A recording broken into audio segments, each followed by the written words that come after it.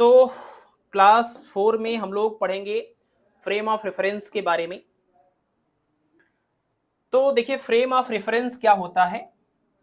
System of coordinate axes, system of coordinate axes relative to which the motion of an object is described.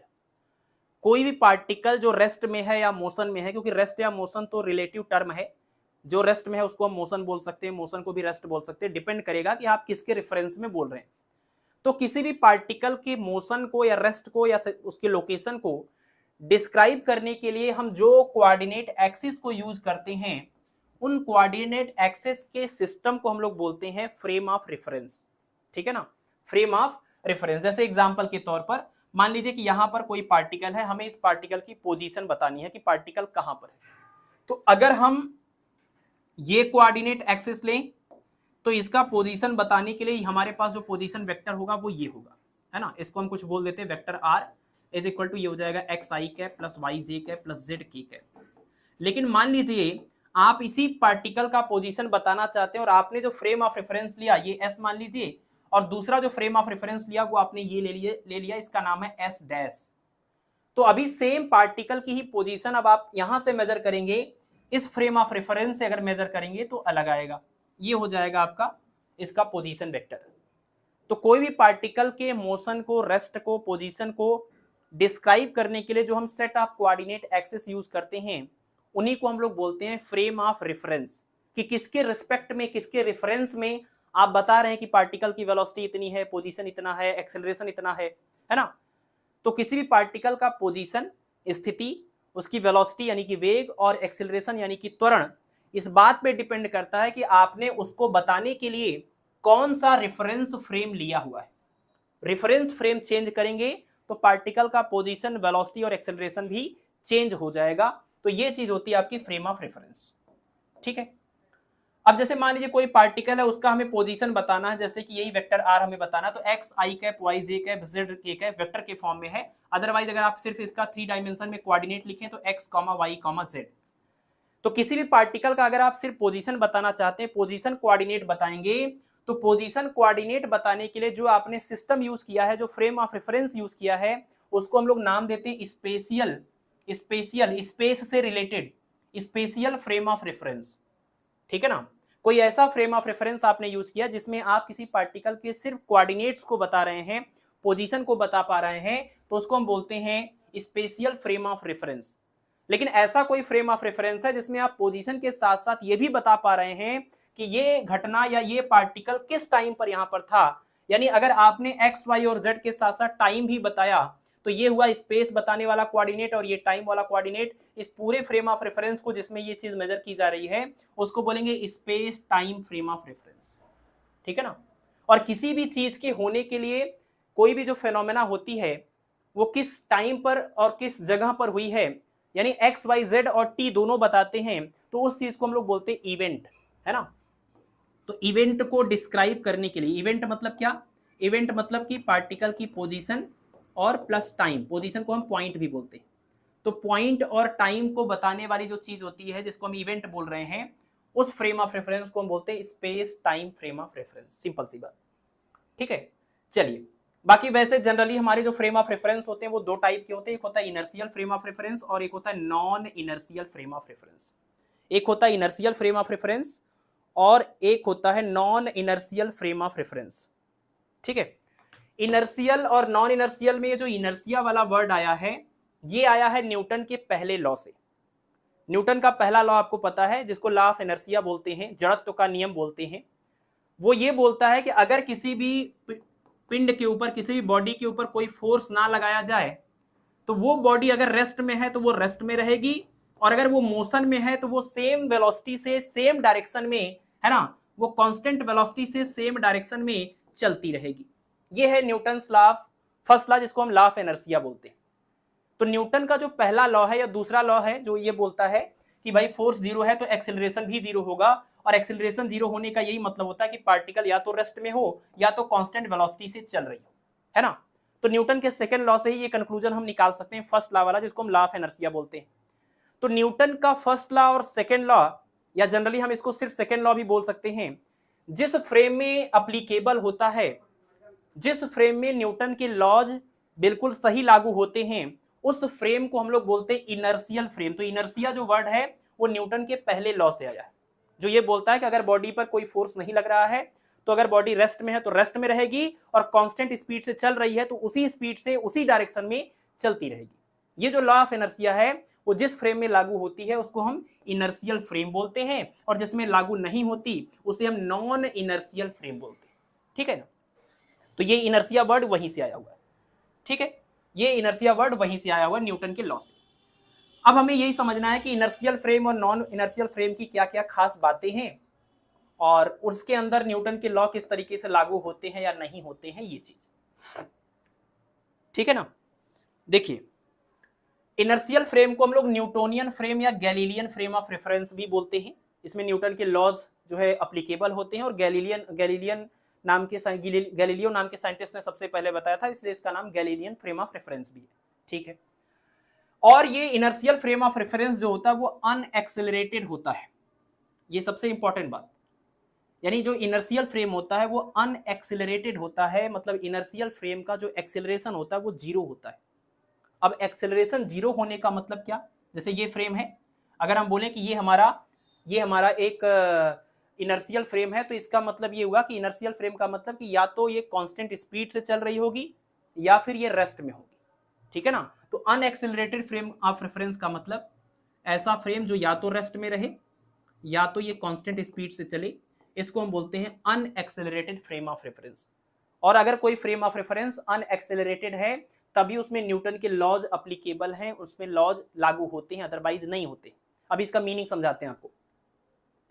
तो इसमें देखिए, अगर मान लीजिए कोई अनएक्सेलरेटेड फ्रेम ऑफ रेफरेंस है और इसके अंदर, जैसे मान लीजिए एग्जांपल के तौर पर हम एक अलग से बना रहे हैं यहां पर, ये मान लीजिए हमारे पास एक अनएक्सेलरेटेड फ्रेम ऑफ रेफरेंस है। मान लीजिए ये रेस्ट में है, अभी रेस्ट में है, तो रेस्ट में है तो इसकी स्पीड या वेलोसिटी जीरो हो जाएगी, तो इसका एक्सेलरेशन भी जीरो आ गया। तो ये जो अनएक्सेलरेटेड फ्रेम ऑफ रेफरेंस है, अगर आप इसके रिस्पेक्ट में यहां किसी पार्टिकल की बात कर रहे हैं, इस फ्रेम के रिस्पेक्ट में आप इस पार्टिकल की बात कर रहे हैं, और इस पार्टिकल के ऊपर लगने वाला एक्सटर्नल फोर्स क्या है, जीरो। अगर इस पार्टिकल के ऊपर कोई भी फोर्स नहीं लग रहा है, F external is equal to zero, तो ऐसे केस में इस पार्टिकल का जो एक्सेलरेशन आएगा वो क्या आएगा, जीरो ही आएगा। यानी अगर आप इस इनर्शियल फ्रेम में किसी ऐसे पार्टिकल की बात कर रहे हैं जिसके ऊपर कोई फोर्स नहीं लग रहा है, तो न्यूटन का सेकंड लॉ क्या बोलता है कि F is equal to m into a. अगर फोर्स जीरो है तो एक्सेलरेशन भी क्या होगा, जीरो होगा। तो वो चीज आपको यहां देखने को मिलती है। अगर आपका फ्रेम भी अनएक्सेलरेटेड है, फ्रेम आपका अनएक्सेलरेटेड है और पार्टिकल के ऊपर कोई फोर्स नहीं लग रहा है, तो ये आपका फ्रेम वही चीज बताएगा जो सच में यहां पर है। और क्या है कि इसके ऊपर फोर्स नहीं लग रहा है, तो इसका मतलब इसके अंदर एक्सेलरेशन भी नहीं होगा। एक्सेलरेशन की वैल्यू यहां पर क्या आनी चाहिए, जीरो। और इस अनएक्सेलरेटेड फ्रेम से देखने पर हमें इसका एक्सेलरेशन जीरो ही मिलता है। तो इसका मतलब न्यूटन के लॉज यहां पर काम कर रहे हैं, जो बोलता है कि अगर फोर्स जीरो है तो एक्सेलरेशन भी जीरो होगा।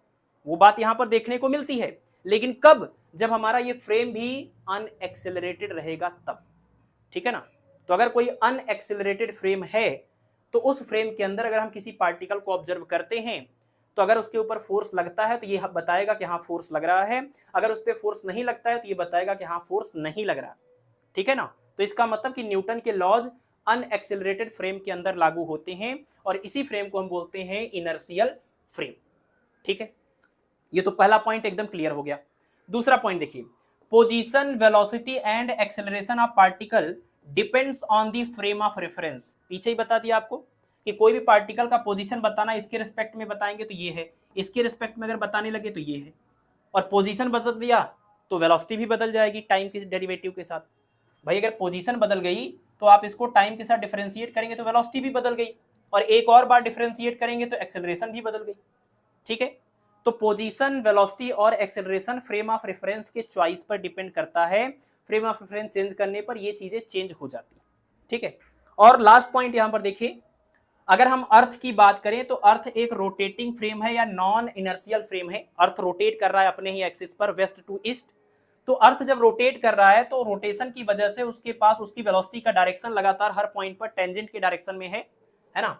ये मान लीजिए अर्थ है और ये इस तरीके से रोटेट कर रहा है तो हर एक पॉइंट पर जो वेलोसिटी का डायरेक्शन है वो चेंज हो रहा है, और वेलोसिटी का अगर डायरेक्शन चेंज हो रहा है तो इसका मतलब इसके पास एक्सेलरेशन है। तो अर्थ एक एक्सिलरेटिंग या रोटेटिंग फ्रेम ऑफ रेफरेंस है, और एक्सिलरेटिंग या रोटेटिंग जो फ्रेम होते हैं वो नॉन इनर्शियल टाइप के होते हैं। लेकिन आप ध्यान दीजिएगा कि अर्थ को हम लोग कई बार कन्वीनियंस के लिए इनर्शियल फ्रेम मान के चलते। ठीक है, अगर कोई सवाल पूछा जाए कि अर्थ कैसा फ्रेम ऑफ रेफरेंस है, तो अर्थ एक non inertial frame of reference है। वो अलग बात है कि क्वेश्चंस को सॉल्व करने में हम लोग कई बार कन्वीनियंस के लिए अर्थ को एक इनर्शियल फ्रेम या नॉन एक्सेलरेटेड फ्रेम मान के चलते हैं, लेकिन ये एक्सेलरेटेड है, रोटेटिंग है। ठीक है, तो ये एक बहुत ही इंपॉर्टेंट सवाल है कि होता तो ये नॉन इनर्शियल होता है, मतलब एक्सेलरेटिंग नेचर का होता है, लेकिन हम लोग इसको कई बार इनर्शियल मान करके भी क्वेश्चंस को सॉल्व करते हैं, और आगे हम लोग एक क्वेश्चन को सॉल्व करेंगे अभी थोड़ी देर में। ठीक है, हाँ बिल्कुल ठीक है। चलिए नेक्स्ट पॉइंट यहां पर देखिए, एक यहां पर हमने डायग्राम बनाया हुआ है। देखिए इनर्शियल और नॉन इनर्शियल फ्रेम की अगर हम बात करें, तो खास करके इनर्शियल फ्रेम की, तो ये जब हम लोग रिलेटिविटी के टॉपिक पे डिस्कस करेंगे आपके मैकेनिक्स यूनिट के अंदर ही, तो हम लोग दोबारा से वहाँ पर लॉरेंस ट्रांसफॉर्मेशन, गैलीलियन ट्रांसफॉर्मेशन, इन सब के बारे में बात करेंगे। लेकिन अभी सिर्फ और सिर्फ इंट्रोडक्शन के तौर पर हमें, चूंकि हमें स्यूडो फोर्स को समझना है, इसलिए हमें इनर्शियल और नॉन इनर्शियल को भी समझना पड़ेगा। तो सिर्फ इंट्रोडक्शन के तौर पर कि इनर्शियल कौन होता है, जिसका एक्सेलरेशन खुद जीरो होता है, इसमें न्यूटन के रूल्स लागू होते हैं। अगर आप फ्रेम ऑफ रेफरेंस चेंज करेंगे तो पार्टिकल की वेलोसिटी, एक्सेलरेशन और पोजीशन सब चेंज हो जाएगा। अर्थ एक रोटेटिंग या नॉन इनर्शियल फ्रेम होता है, लेकिन कन्वीनियंस के लिए इसको हम कई बार इनर्शियल फ्रेम मान करके क्वेश्चंस को सॉल्व करते हैं या डिस्कस करते हैं। अब यहां पर देखिए एक बड़ा इंपॉर्टेंट रिजल्ट है, और इस रिजल्ट को क्वेश्चन में पूछा जाता है। अगर मान लीजिए हमारे पास ये एक फ्रेम है, इसको हम एस बोल देते हैं, इस वाले को हम एस डैश बोल देते हैं। तो ये एक फ्रेम है, और इस फ्रेम के रिस्पेक्ट में यहाँ पर एक पार्टिकल है जिसकी पोजीशन है वेक्टर आर। ये है position vector R, sorry vector R dash. अच्छा ठीक है, इसको एस डैश लिया तो इसको आर डैश ले लिया है। तो अगर ये हमारे पास ये जो पार्टिकल पी है, इसका इस पहले वाले फ्रेम एस डैश के रिस्पेक्ट में, इस फ्रेम के रिस्पेक्ट में ये फ्रेम ऐसा फ्रेम है जो यहां से ऐसे होकर के चल रहा है, और किस वेलोसिटी से चल रहा है, ये v नॉट वेलोसिटी से, कांस्टेंट वेलोसिटी से आगे बढ़ रहा है, और ये फ्रेम यहां से यहां पहुंच चुका है। ये जो डिस्टेंस है उसको हम लोग लिख रहे हैं v नॉट इंटू टी, मतलब वेलोसिटी इंटू टाइम करेंगे तो ये वाली डिस्टेंस निकल के आएगी। तो आपका ये जो यहाँ पर एस डैश फ्रेम है वो कांस्टेंट वेलोसिटी v नॉट से मूव करते हुए यहां पर पहुंचा है, और किसी पार्टिकल p की अगर हम पोजीशन की बात करें इस टाइम, तो इस टाइम उसका पोजीशन है वेक्टर r डैश, और उसी पार्टिकल का पहले वाले फ्रेम ऑफ रेफरेंस में अगर आप देखें तो इसका पोजीशन वेक्टर है वेक्टर r। ठीक है ना, तो पार्टिकल p का पहले फ्रेम के रिस्पेक्ट में पोजीशन है वेक्टर r, और दूसरे वाले फ्रेम के रिस्पेक्ट में है पोजीशन वेक्टर r डैश। पहला वाला फ्रेम आपका रुका हुआ है, रेस्ट में है। दूसरा वाला फ्रेम आपका v नॉट वेलोसिटी से, कांस्टेंट वेलोसिटी से आगे बढ़ रहा है ना, और इतनी डिस्टेंस जो यहां पर कवर किया वो है v नॉट t। तो अभी आप इस डायग्राम में देखिए कि ये जो आपका है यहां से लेकर यहां तक displacement vector v not t, और यहां पर ये इसका पोजीशन वेक्टर r डैश, और यहां पर इसका पोजीशन वेक्टर r।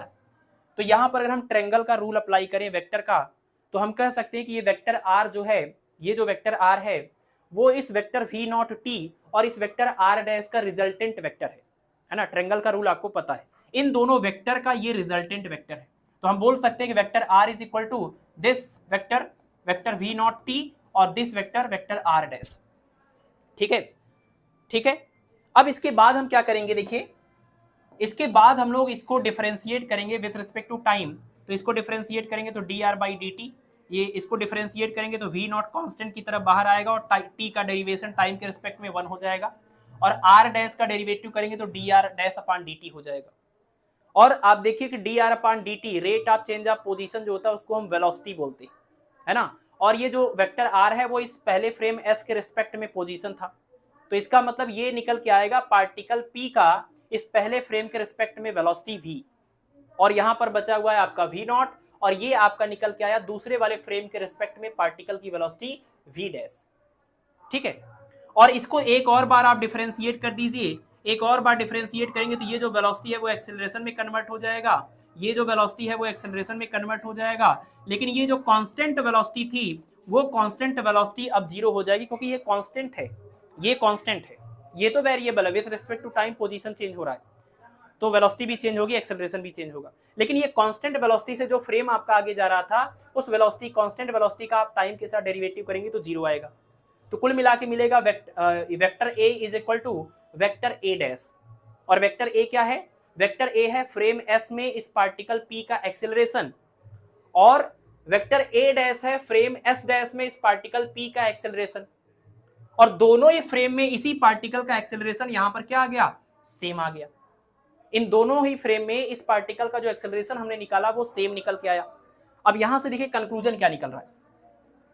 आपने अभी कहा था कि ये आपका फ्रेम रुका हुआ है, और जो फ्रेम रुका हुआ होता है आपको पता है वो रुका हुआ फ्रेम आपका एक जो है इनर्शियल फ्रेम की कैटेगरी में आता है। तो ये फ्रेम आपका इनर्शियल फ्रेम है, और जो फ्रेम आपका कांस्टेंट स्पीड से आगे बढ़ रहा था वो फ्रेम भी अब इनर्शियल फ्रेम हो गया, क्योंकि इस फ्रेम के रिस्पेक्ट में आप इस पार्टिकल की जो बात कर रहे हैं, जो एक्सेलरेशन बता रहे हैं, वही एक्सेलरेशन पार्टिकल का इस वाले फ्रेम में भी आपको देखने को मिल रहा है। दोनों वैल्यू बिल्कुल सेम है, मतलब पार्टिकल के ऊपर लगने वाला फोर्स अगर आप निकालें इस वाले फ्रेम के हिसाब से, पहले वाले फ्रेम के हिसाब से, तो आप लिखेंगे F equal to m into a, और इस वाले फ्रेम के हिसाब से इसके ऊपर फोर्स निकालेंगे F डैश इक्वल टू हो जाएगा m इंटू में क्या, ए डैश, और ए डैश और ए दोनों सेम है तो आप इसको लिखेंगे m इंटू में ए। यहां जितना फोर्स इस फ्रेम से लग रहा है, दिख रहा है, उतना ही फोर्स आपको इस फ्रेम से भी दिख रहा है, और पार्टिकल वही है, सेम है, तो सेम ही तो फोर्स लगना चाहिए था।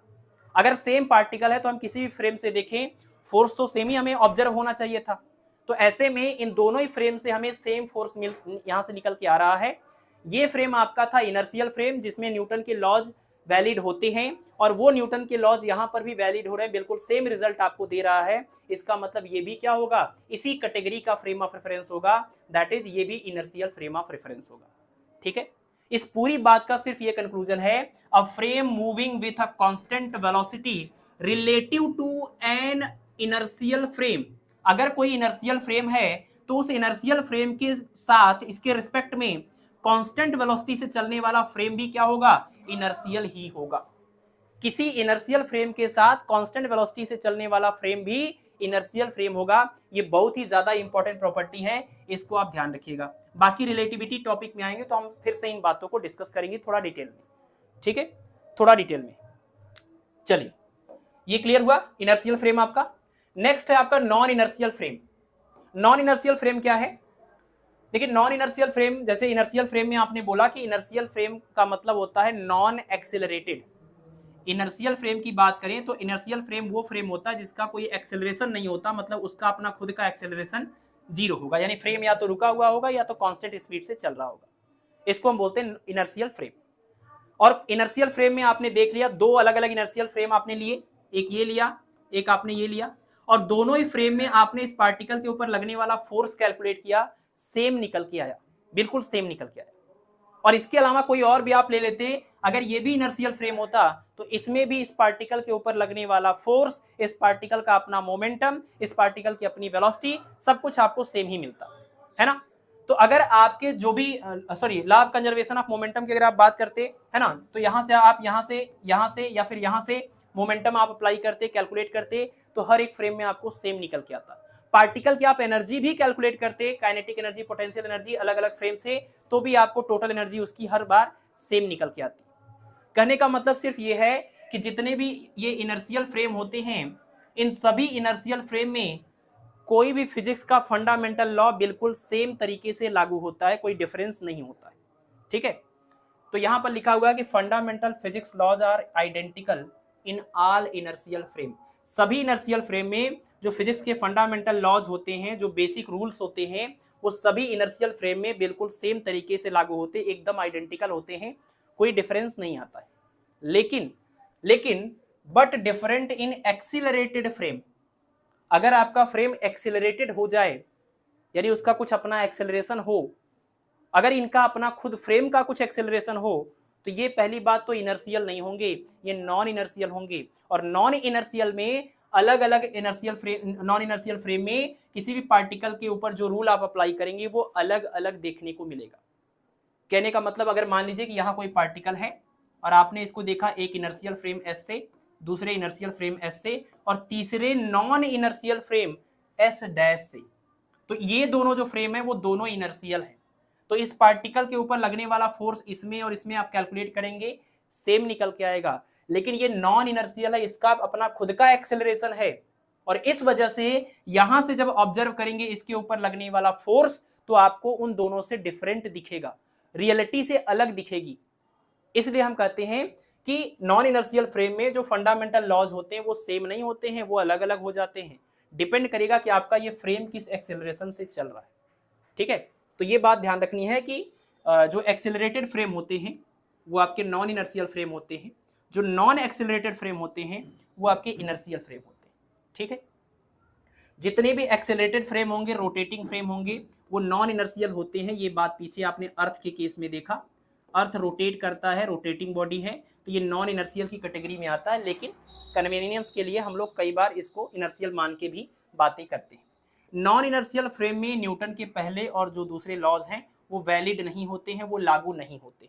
मैं इसका एक अच्छा सा एग्जांपल आपको दे करके फिर आते हैं हम स्यूडो फोर्स के ऊपर। जैसे मान लीजिए किसी एक्सिस के अबाउट आप किसी पार्टिकल को, ये कोई पार्टिकल है और इसको आप ऐसे रोटेट कर रहे हैं, यूनिफॉर्म सर्कुलर मोशन करा रहे हैं। ठीक है, और जब आप पार्टिकल को यूनिफॉर्म सर्कुलर मोशन करा रहे हैं तो आपको पता है कि इस पार्टिकल के ऊपर लगातार सेंटर की ओर एक फोर्स काम करता है, जिसको हम सेंट्रीपेटल फोर्स बोलते हैं, और इसका एक्सप्रेशन होता है एम आर ओमेगा स्क्वायर। ये आर जो है इस पार्टिकल का पोजीशन वेक्टर है, जो कि यहां सेंटर से पार्टिकल की तरफ होता है, ये वेक्टर आर ऐसे बाहर की तरफ। और ये जो सेंट्रीपेटल फोर्स होता है वो सेंटर की तरफ होता है, टुवर्ड्स द सेंटर, मतलब वेक्टर आर के बिल्कुल अपोजिट है ना। ये आपका एफ सी हो गया, ये वेक्टर आर हो। यहां पर हम वेक्टर के फॉर्म में अगर आर लिखें, यहां पर हम एफ लिखें, तो यहां हम माइनस लिखते हैं। इसका मतलब होता है वेक्टर आर और वेक्टर एफ बिल्कुल अपोजिट डायरेक्शन में। ठीक है, तो किसी भी यूनिफॉर्म सर्कुलर मोशन में पार्टिकल के ऊपर जो सेंट्रीपेटल फोर्स लगता है वो एक्सप्रेशन आपको पता है। और ये जो सेंट्रीपेटल फोर्स आप पार्टिकल के ऊपर बात कर रहे हैं, ये बात आप कर रहे हैं इस रोटेटिंग बॉडी के ऊपर, इसके बाहर वाले किसी फ्रेम से, यानी अर्थ के रिस्पेक्ट में आप बोल रहे हैं। अर्थ के रिस्पेक्ट में बोल लीजिए, या एल फ्रेम बोल लीजिए, लैब फ्रेम जो है, ग्राउंड के रिस्पेक्ट में, आप ग्राउंड के रिस्पेक्ट में कहीं रुके हुए हैं, वहां से आप बोल रहे हैं कि हाँ उस पार्टिकल के ऊपर सेंटर की तरफ इतना फोर्स लग रहा है। ठीक है, और सच में ये फोर्स इसके ऊपर लग रहा है। लेकिन मान लीजिए कि आप चले जाएं, क्या आप चले जाएं इसी पार्टिकल के ही ऊपर, और इसी पार्टिकल के ऊपर या कहीं पर, आप पार्टिकल के ऊपर नहीं, यहां पर आके बैठ जाइए, और अब आप यहां से लगातार इसको नोटिस करिए, इस वाले पार्टिकल को।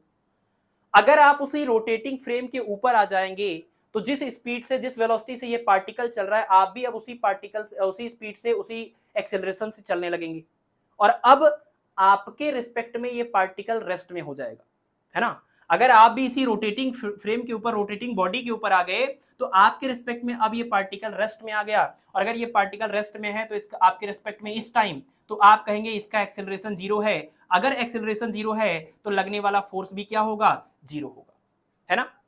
तो अगर आप यहां से देखें तो इसके ऊपर लगने वाला फोर्स क्या होना चाहिए, जीरो होना चाहिए। और बाहर से अगर आप देखें तो बाहर से आपने देखा कि फोर्स तो एक्चुअली इतना लग रहा है ना। अब आप बताइए कि क्या रोटेटिंग फ्रेम से देखने पर इस पार्टिकल के ऊपर जो फोर्स की वैल्यू आपको ये होनी चाहिए रोटेटिंग फ्रेम के रिस्पेक्ट में, क्या ये चीज आपको यहां पर सच दिख रही है। कहने का मतलब कि जब आप ग्राउंड से देख रहे थे तब आपने न्यूटन के लॉज के अकॉर्डिंग, या जो भी कर लीजिए उसके अकॉर्डिंग, आपने ये देखा कि पार्टिकल के पास कुछ एक्सेलरेशन था, और कुछ एक्सेलरेशन की वजह से इसके ऊपर कुछ फोर्स भी लग रहा है। लेकिन जब आप रोटेटिंग फ्रेम में से देख रहे हैं तब तो आपको फोर्स की वैल्यू जीरो मिल रही है। इसका मतलब कि रोटेटिंग फ्रेम के अंदर आप जो चीज देख रहे हैं वो कुछ गड़बड़ है।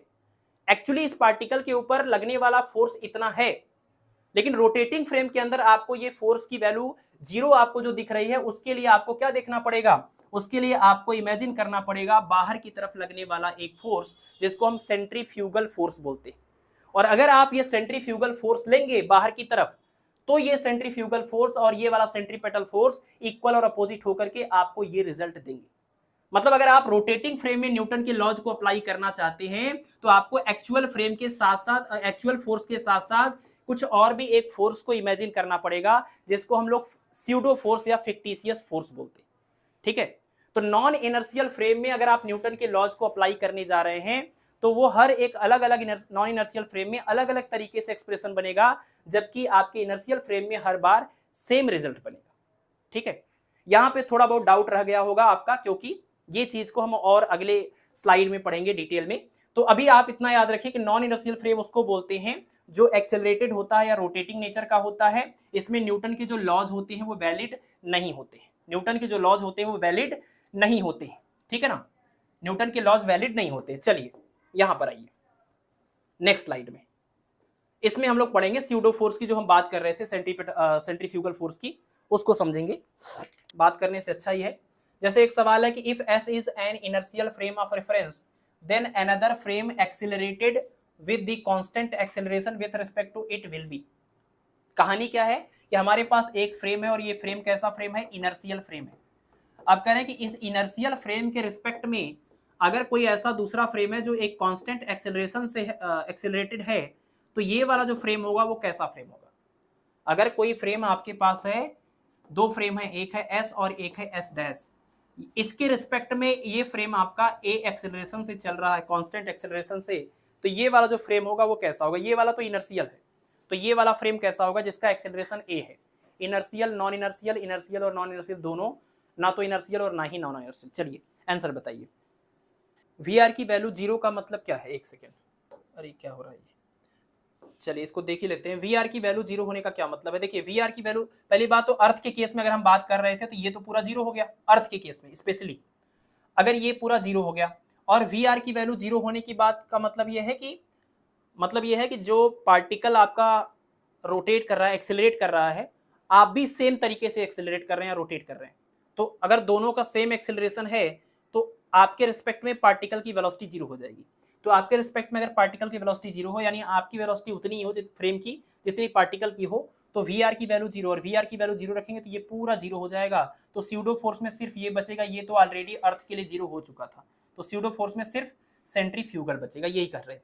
और अगर ये जीरो नहीं होगा तो फिर कोरियोलिस फोर्स भी जीरो नहीं होगा। ये बात हम लास्ट वाले में बोल रहे थे, यानी कोरियोलिस फोर्स के रहने के लिए जरूरी है कि वी आर की वैल्यू जीरो ना हो, मतलब पार्टिकल का फ्रेम के रिस्पेक्ट में कुछ वेलोसिटी मिले, तभी आपको कोरियोलिस फोर्स मिलेगा, अदरवाइज नहीं मिलेगा। ठीक है, चलिए तो ये जो सवाल था कि अगर एक एस एक इनर्शियल फ्रेम हो और एक दूसरा फ्रेम हो जो कि कांस्टेंट एक्सेलरेशन से चल रहा हो, तो ये दूसरा वाला फ्रेम कैसा होगा। चलिए तो ये एक एक्सेलरेटेड फ्रेम है, तो एक्सेलरेटेड फ्रेम जो होते हैं वो नॉन इनर्शियल होते हैं, तो इसका answer option number B correct हो जाएगा। अगला सवाल देखिए, इसमें क्या है, इनर्शियल फ्रेम वो फ्रेम होते हैं in which a free particle moves. Free particle मतलब क्या करेंगे, इनर्शियल फ्रेम कौन से फ्रेम होते हैं, इनर्शियल फ्रेम वो फ्रेम होते हैं जिसमें एक फ्री पार्टिकल कैसे मूव करता है। फ्री पार्टिकल का मतलब कि ऐसा पार्टिकल जिसके ऊपर फोर्स नहीं लग रहा है। फोर्स नहीं लग रहा है मतलब एक्सेलरेशन जीरो है, एक्सेलरेशन जीरो है का मतलब वेलोसिटी क्या है, कांस्टेंट है। कांस्टेंट होने का मतलब या तो वेलोसिटी जीरो होगी या तो कोई दूसरी वैल्यू होगी, है ना। तो ये दोनों ही केस में एक्सेलरेशन आपका क्या हो जाएगा, जीरो हो जाएगा। तो इसका मतलब कि अगर फ्री पार्टिकल है तो इसका मतलब कि आपका पार्टिकल या तो रेस्ट में होगा या तो किसी दूसरे कांस्टेंट वेलोसिटी से चल रही होगी। और कांस्टेंट वेलोसिटी का मतलब क्या हुआ कि स्पीड भी कांस्टेंट हो और डायरेक्शन भी सेम हो। स्पीड भी कांस्टेंट हो और डायरेक्शन भी सेम हो। आप देखिए सर्कुलर मोशन में स्पीड सेम होता है लेकिन वेलोसिटी कांस्टेंट नहीं होती है, वेलोसिटी वेरिएबल होती है। तो वेलोसिटी के कांस्टेंट होने का मतलब क्या, वेलोसिटी के कांस्टेंट होने का मतलब कि डायरेक्शन भी नहीं बदलना चाहिए पार्टिकल का। तो यहां पर बोल रहे हैं कि along a straight line with a constant speed. तो यहां पर आपको यही बात देखनी होगी कि स्ट्रेट लाइन अगर आप लेते हैं तभी वेलोसिटी कांस्टेंट हो पाएगी, नहीं तो जैसे ही एक तो वेरिएबल स्पीड लेंगे तो वेरिएबल की तो बात ही नहीं है, वेरिएबल की तो बात ही नहीं, कांस्टेंट आ रहा है, ये तो ऑप्शन है नहीं। यहां पर क्या है, with constant speed on a curve path. अगर कर्व पाथ के ऊपर चलने लगेंगे और कांस्टेंट स्पीड से भी चलेंगे तब भी वेलोसिटी वेरी हो जाएगी, तब भी इसके पास एक्सेलरेशन आ जाएगा। सर्कुलर मोशन में यही होता है, यूनिफॉर्म सर्कुलर मोशन में यही होता है कि पार्टिकल का जो स्पीड होता है वो कांस्टेंट होता है, सेम स्पीड से चल रहा है, लेकिन हर पॉइंट पर डायरेक्शन उसका चेंज हो रहा है कर्व पाथ की वजह से। और डायरेक्शन अगर चेंज हो गया, वेलोसिटी में स्पीड और डायरेक्शन दोनों होता है, और दोनों में से एक भी चेंज हुआ तो वेलोसिटी चेंज हो जाएगी, और वेलोसिटी चेंज हो जाएगी तो एक्सेलरेशन आ जाएगा, और एक्सेलरेशन आ जाएगा तो फोर्स आ जाएगा। जबकि यहाँ पर फोर्स जीरो है तो एक्सेलरेशन भी जीरो होगा और वेलोसिटी कांस्टेंट होनी चाहिए। तो वेलोसिटी के कांस्टेंट होने के लिए जरूरी है कि कर्व पाथ न लेकर के हम स्ट्रेट पाथ लें, तो ऑप्शन नंबर ए इसका करेक्ट हो जाएगा। ठीक है,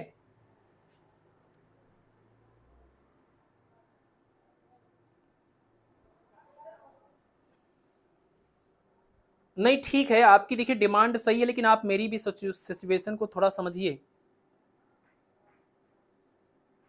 आप हमारी भी सिचुएशन को थोड़ा समझिए कि पूरा सिलेबस कवर करना है, इतनी चीजें करनी है, न्यूमेरिकल कराना है, नोट्स लिख करके देना है, बहुत मतलब बहुत ज्यादा वर्क है, आप इसको इमेजिन नहीं कर पा रहे हैं शायद। और हिंदी में अगर करेंगे तो चीजें बिल्कुल डबल हो जाएंगी, पहली बात। दूसरी बात कि ग्रेजुएशन और पोस्ट ग्रेजुएशन के टॉपिक की हिंदी नहीं पता है मुझे, ठीक है, और मैंने कभी कहा भी नहीं कि इसको हम पूरा हिंदी में करेंगे। A frame attached with any point on the earth surface, earth के सरफेस से अगर अटैच कोई फ्रेम है तो वो फ्रेम कैसा होगा? तो आपको पता है अर्थ जो है वो एक रोटेटिंग फ्रेम है, अर्थ एक रोटेटिंग फ्रेम है। और जो रोटेटिंग फ्रेम होते हैं या एक्सेलरेटिंग फ्रेम होते हैं, जिनके पास अपना कुछ एक्सेलरेशन होता है, ऐसे फ्रेम जो होते हैं वो नॉन इनर्शियल की कैटेगरी में आते हैं, और ऐसे फ्रेम्स में न्यूटन के लॉज वैलिड नहीं होते हैं, इसी में स्यूडो फोर्स की बात होती है। तो इसका आंसर हो जाएगा नॉन इनर्शियल, यानी ऑप्शन नंबर ए करेक्ट हो जाएगा। ठीक है, नेक्स्ट है आपका क्वेश्चन नंबर 4, जिसमें है the path of motion of particle seen from another projectile will be. अगर एक पार्टिकल है seen from another projectile is, कहने का मतलब एक पार्टिकल है जिसका पाथ प्रोजेक्टाइल पाथ है, अगर इसको एक दूसरे प्रोजेक्टाइल पाथ से देखा जाए तो ये कैसा दिखाई देगा। सवाल ये है कि अगर एक पाथ है जो कि प्रोजेक्टाइल पाथ पर चल रहा है, पैराबोलिक पाथ पर चल रहा है, सॉरी, अगर एक पार्टिकल है जो कि एक पैराबोलिक पाथ पर चल रहा है, इसको प्रोजेक्ट किया गया है, तो अगर कोई एक पार्टिकल है जिसको आपने ऐसे फेंका हुआ है, दूसरे पार्टिकल को आप जब फेंकेंगे तो आपको बताना कि इसके रिस्पेक्ट में इसका पाथ कैसा दिखेगा, इसके रिस्पेक्ट में इसका पाथ कैसा दिखेगा। बाहर से देखेंगे तो फिर आपको क्या दिखेगा? बाहर से देखने पर आपको ये दिख रहा है ऐसे जा रहा है, ऐसे जा रहा है, पैराबोलिक है। लेकिन अगर आप इसके रिस्पेक्ट में देखेंगे और दोनों सेम तरह के पाथ पर चल रहे हैं, दोनों सेम तरह के पाथ पर अगर चल रहे हैं, तो ऐसे में यहां से आप जब देखेंगे तो आपको ये पार्टिकल आपके रिस्पेक्ट में रेस्ट में दिखाई देगा। कहने का मतलब कि हमेशा आप दोनों के बीच का डिस्टेंस एकदम सेम दिखाई देगा आपको, और सेम डायरेक्शन में चलता हुआ ये दिखाई देगा, क्योंकि जब आप नीचे तो वो भी नीचे, आप ऊपर तो वो भी नीचे ऊपर। तो ऐसे में जब पार्टिकल आपसे हमेशा लगातार सेम डिस्टेंस पर बना हुआ है, सेम डायरेक्शन में चल रहा है, इसका मतलब कि आपको वो स्ट्रेट पाथ पर दिखाई देगा। इसका answer option number D correct होगा। इसको थोड़ा इमेजिन करना पड़ेगा आपको, ठीक है ना, ऑप्शन नंबर डी करेक्ट होगा इसका। चलिए नेक्स्ट है दी फिक्टिशियस फोर्स, यानी कि pseudo force acting on a freely falling body of mass 20 kilogram. मतलब बॉडी का मास दिया हुआ है आपको, द्रव्यमान दिया हुआ 20 kilogram, with the reference to frame moving with a downward acceleration of 6 metre per second square. मतलब कि आपका ये जो with reference to a frame, जो फ्रेम आपका है वो नीचे की तरफ जा रहा है, और फ्रेम का एक्सेलरेशन कितना है? 6 मीटर पर सेकेंड स्क्वायर। ठीक है, अब बताइए कि कोई एक फ्रेम है, ये फ्रेम आपका नीचे की तरफ जा रहा है और इसका एक्सेलरेशन है 6 मीटर पर सेकेंड स्क्वायर। तो आपको ये बताना है कि इस रोटेटिंग फ्रेम, अब देखिए ये इसका एक्सेलरेशन है ना, तो एक्सेलरेटेड फ्रेम है, यानी नॉन इनर्शियल फ्रेम है। इस नॉन इनर्शियल फ्रेम के रिस्पेक्ट में 20 किलोग्राम वाले पार्टिकल के ऊपर लगने वाला स्यूडो फोर्स बताना है। तो आपको पता है स्यूडो फोर्स का फार्मूला होता है माइनस में m इंटू क्या, ए नॉट, माइनस ले लीजिए, यहाँ m मतलब मास का मतलब हुआ 20 किलोग्राम, और ये नीचे के डायरेक्शन को हम लोग निगेटिव लेते हैं, ऊपर के डायरेक्शन को अगर पॉजिटिव लेते हैं तो हम यहाँ पर लिखेंगे नीचे के डायरेक्शन में एक्सेलरेशन हो जाएगा माइनस में 6, तो ये मल्टीप्लाई करेंगे, माइनस माइनस हो जाएगा प्लस, यानी कितना हो जाएगा 120 न्यूटन। और प्लस आने का मतलब क्या, नीचे के डायरेक्शन को माइनस बोला था, ऊपर का डायरेक्शन प्लस हो जाएगा, तो ये प्लस में निकल के आ रहा है। इसका मतलब जो स्यूडो फोर्स मिलेगा वो 120 न्यूटन ऊपर की तरफ, 120 न्यूटन ऊपर की तरफ निकल के आएगा, ये इसका मीनिंग होगा। ठीक है, ये इसका मीनिंग होगा।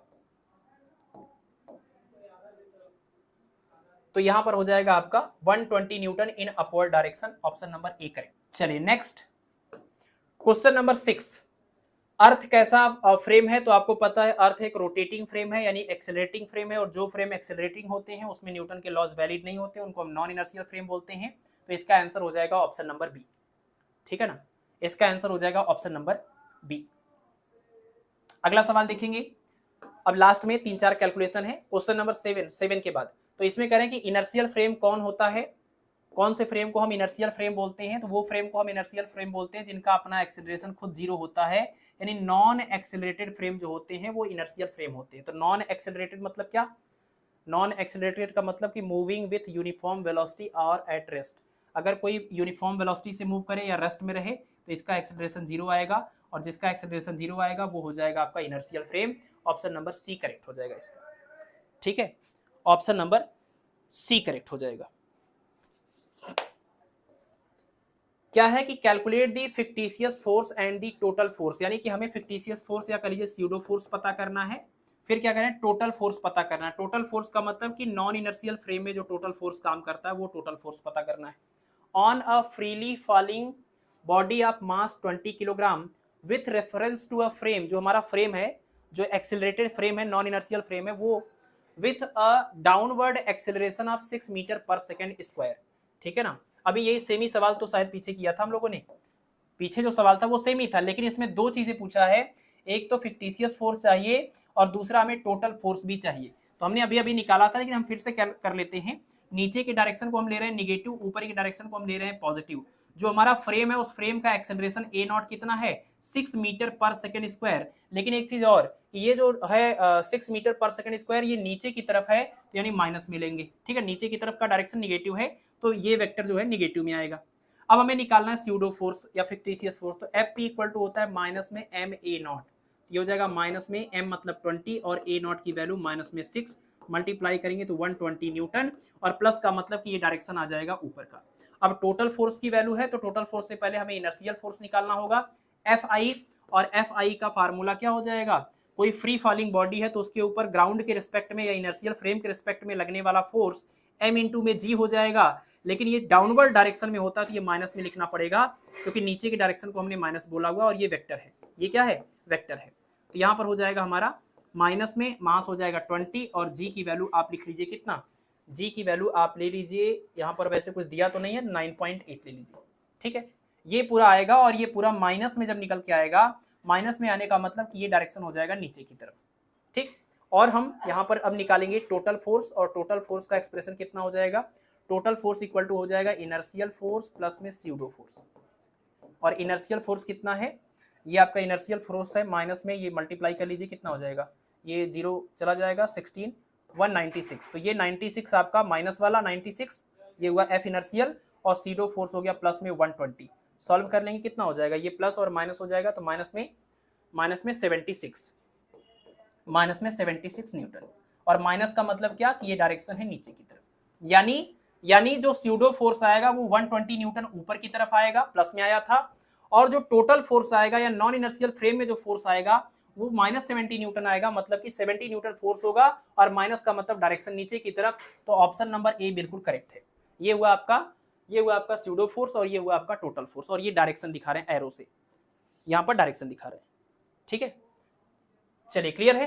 Question number 9, calculate the fictitious and total force on a body of mass 2.5 kilogram relative to a frame moving vertically upward. इस बार जो आपका फ्रेम है वो ऊपर की तरफ जा रहा है, पिछले सवाल में नीचे की तरफ जा रहा था, और एक्सेलरेशन पिछली बार 6 मीटर पर सेकंड स्क्वायर था, अब की बार 10 मीटर पर सेकंड स्क्वायर है। तो आप लोग इसको सॉल्व करके बताइए कितना आंसर आएगा। आप लोग इसको सॉल्व करिए, बिल्कुल सेम सवाल है, सिर्फ डायरेक्शन बदला हुआ है। नीचे के डायरेक्शन को ले लीजिए निगेटिव, ऊपर के डायरेक्शन को ले लीजिए पॉजिटिव, फिक्स कर लीजिए।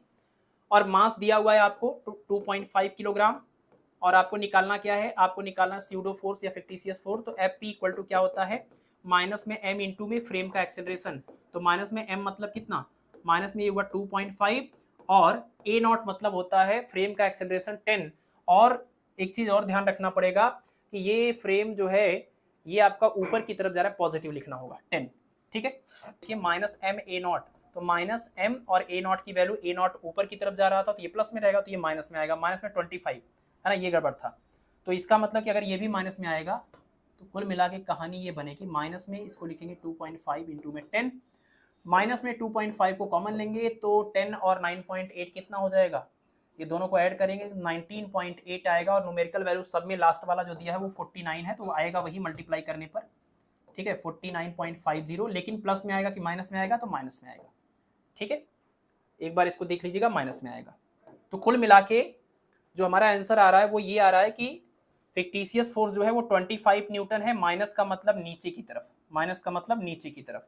और जो टोटल फोर्स आएगा नॉन इनर्शियल फ्रेम में वो आएगा माइनस में 49.50 और माइनस का मतलब फिर से ये नीचे की तरफ।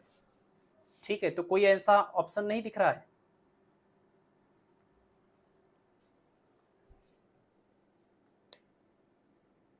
फिक्टिशियस फोर्स निगेटिव आएगा, हाँ निगेटिव आ गया, ये तो निगेटिव आ गया और निगेटिव का मतलब नीचे की तरफ हुआ। और आपका जो इनर्शियल फ्रेम था माइनस में m इंटू जी, माइनस में m इंटू जी, तो ये m की वैल्यू रखी और g की वैल्यू हमने लिख दी कितनी 9.8, तो ये भी माइनस में आ गया। और फार्मूला होता है हमारा, दोनों को ऐड करेंगे तो दोनों को ऐड करने के बाद ये आ जाएगा आपका, दोनों जुड़ जाएगा तो ये भी आंसर माइनस में ही आ जाएगा। और माइनस का मतलब फिर से नीचे की तरफ, तो ये भी नीचे की तरफ आ रहा है और ये भी नीचे की तरफ आ रहा है। और कोई ऐसा ऑप्शन आपको दिखना होगा जिसमें दोनों नीचे की तरफ हो, जो कि नहीं दिया है ना। मेरे हिसाब से ऑप्शन गलत है, दोनों का आंसर नीचे की तरफ आ रहा है, डाउनवर्ड डायरेक्शन में। मैं चेक भी कर लेता हूं तुरंत ही, एक सेकेंड, हम तुरंत ही इसको चेक कर लेते हैं। ठीक है, हाँ ऑप्शन गलत दिया हुआ, ये बिल्कुल सही है, दोनों के दोनों आपके डाउनवर्ड डायरेक्शन में आ रहे हैं, निगेटिव आ रहे हैं। तो आप किसी एक को करेक्ट कर लीजिएगा, ये एरो को नीचे कर लीजिएगा, फिर इसी को करेक्ट कर लीजिएगा, ठीक है ना, सही आया है। तो ऑप्शन को ठीक कर लीजिएगा, ऑप्शन नंबर ए सही हो जाएगा। चलिए लास्ट क्वेश्चन आज की इस क्लास का, लास्ट क्वेश्चन देख लीजिए। Calculate the effective weight of an astronaut ordinarily weighing 60 kilogram, मतलब मास दिया हुआ है एस्ट्रोनॉट का 60 किलोग्राम, और क्या कह रहे हैं कि his rocket vertically upward and downward with a 6g acceleration, मतलब दो केस है, एक बार वर्टिकली अपवर्ड जा रहा है, एक बार वर्टिकली डाउनवर्ड जा रहा है, और हर बार एक्सेलरेशन 6 इंटू जी है। तो हमें निकालना है क्या, हमें निकालना है उसका वेट, वेट का मतलब लगने वाला टोटल फोर्स, फोर्स का मतलब कौन सा फोर्स, तो एस्ट्रोनॉट जिसके अंदर से जा रहा है, जिस शिप के अंदर जा रहा है, स्पेसशिप के अंदर, वो आपका एक एक्सेलरेटिंग फ्रेम है, यानी आपको एक्सेलरेटिंग फ्रेम यानी नॉन इनर्शियल फ्रेम के अंदर लगने वाला टोटल फोर्स निकालना है, वही अपारेंट वेट बोला जाता है। लिफ्ट वाले केस में आपने इस चीज को समझ लिया होगा, ठीक है। जितने भी तरह के सवाल फ्रेम हो सकते हैं, जितनी भी पॉसिबिलिटी थी थियरी में, वो सारे पॉइंट हमने ऐड कर रखे हैं। बस ये है कि आपको उन चीजों को एक बार थोड़ा सा समय लगा करके पढ़ना होगा, रिवाइज करना होगा। तो इस केस में देखिए, जब आपका ये फ्रेम ऊपर जा रहा है 6g से, तो ऐसे केस में ऊपर वाले डायरेक्शन को हम ले रहे हैं प्लस और नीचे वाले को ले रहे हैं क्या, माइनस। तो आप देखिए कि ये आपका ए नॉट इक्वल टू क्या लिया जाए, ए नॉट इक्वल टू जब ये ऊपर जा रहा है उस टाइम हम लेंगे कितना 6g, ए नॉट की वैल्यू कितनी 6g, ये बात आप ध्यान रखिएगा। तो यहां पर हमें सबसे पहले ये समझना है कि हमें निकालना है कैलकुलेट द इफेक्टिव, यानी कि नॉन इनर्शियल फ्रेम में टोटल फोर्स निकालना है। तो टोटल फोर्स का फार्मूला हो जाएगा इनर्शियल फ्रेम में फोर्स प्लस में स्यूडो फोर्स। इनर्शियल फ्रेम में फोर्स आपको पता है कि अर्थ की वजह से जो लगेगा, अर्थ जो इनर्शियल फ्रेम मान रहे हैं हम लोग, वो हो जाएगा माइनस में m इंटू जी के बराबर।